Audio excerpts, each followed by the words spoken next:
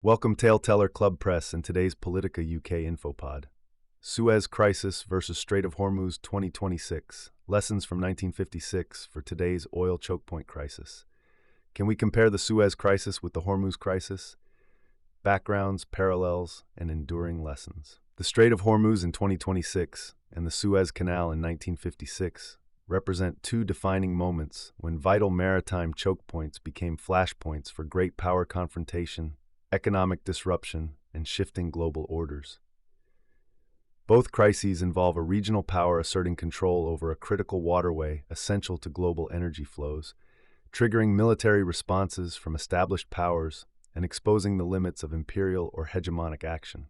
While the contexts differ, Suez marked the end of European colonialism, while Hormuz tests American primacy amid great power competition. The parallels are striking and offer sobering lessons for policymakers today. Background to the Suez Crisis, 1956.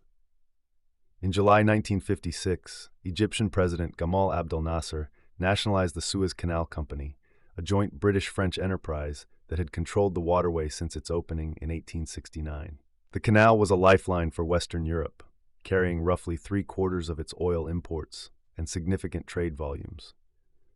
Nasser's move followed the withdrawal of U.S. and British funding for the Aswan High Dam, amid Cold War tensions and Egypt's push for Arab nationalism and independence from colonial influence.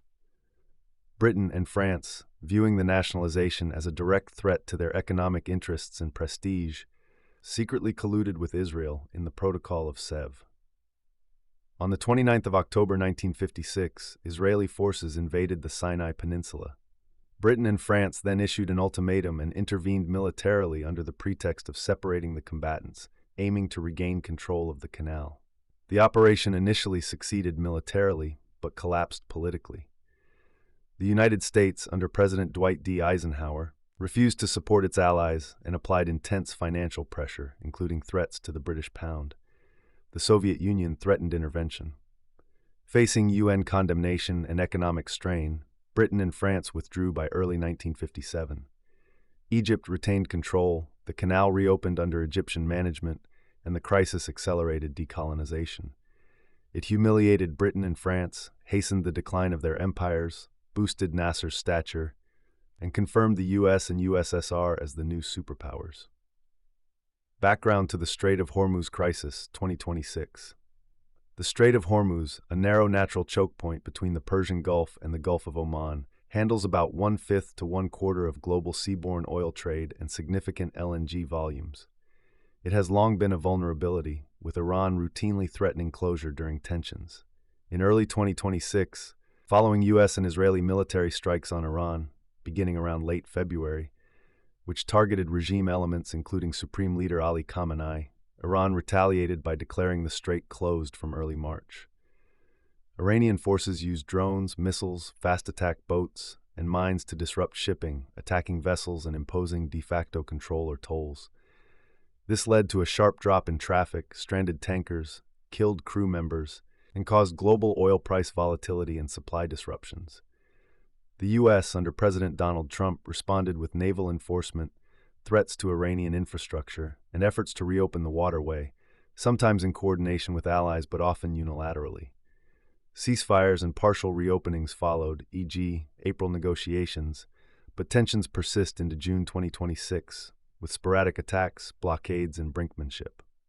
The crisis intertwines with broader Iran-Israel-US conflict, nuclear concerns, and great power rivalry involving China. Comparisons, parallels and differences, similarities. Chokepoint control as leverage. Both involve a regional actor, Egypt, Iran, seizing or disrupting a vital passage to assert sovereignty and extract concessions, threatening global energy security. Military overreach by major powers. Britain, France with Israel in 1956 and the U.S. with Israel in 2026 launched or supported operations expecting quick victories, only to face prolonged economic and diplomatic fallout. Superpower intervention and alliance strain. U.S. opposition doomed the Suez operation.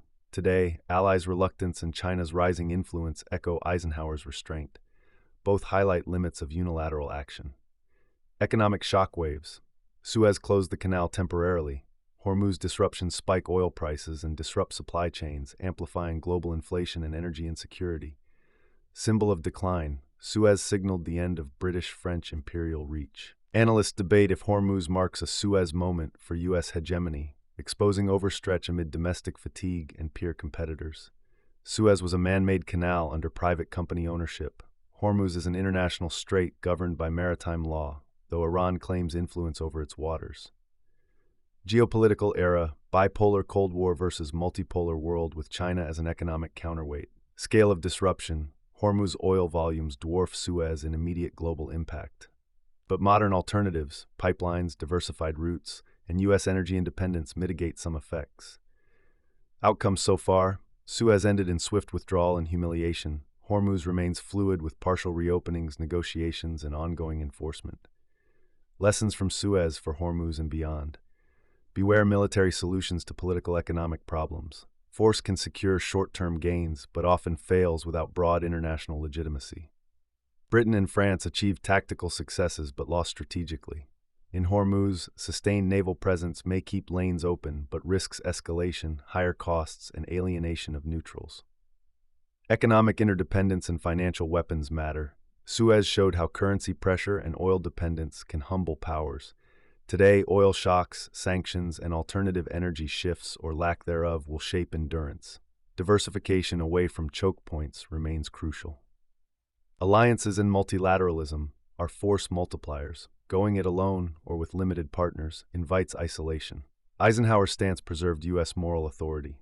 For the U.S. in 2026, rebuilding trust with allies and leveraging forums like the UN General Assembly, as in 1956, could contain escalation. Nationalism and regional actors cannot be ignored. Nasser emerged stronger despite military setbacks.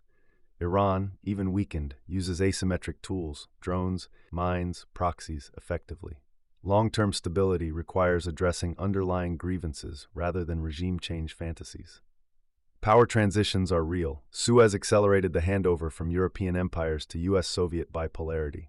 Hormuz underscores the shift toward multipolarity, with China poised to benefit from U.S. overcommitment in the Middle East. Avoiding imperial overreach means prioritizing core interests and sustainable commitments. In conclusion, the comparison between Suez and Hormuz is not perfect but illuminating. History does not repeat exactly, yet it rhymes through choke points, hubris, and shifting power balances. For the UK and its allies listening to Politica UK, the lesson is clear. In an era of renewed great power competition, true strength lies in strategic restraint, economic resilience, and diplomatic agility, not just naval firepower. Policymakers ignoring Suez's ghosts risk repeating its costly lessons in the waters of Hormuz. 2026, Sarnia de la Maré, teleclub.com.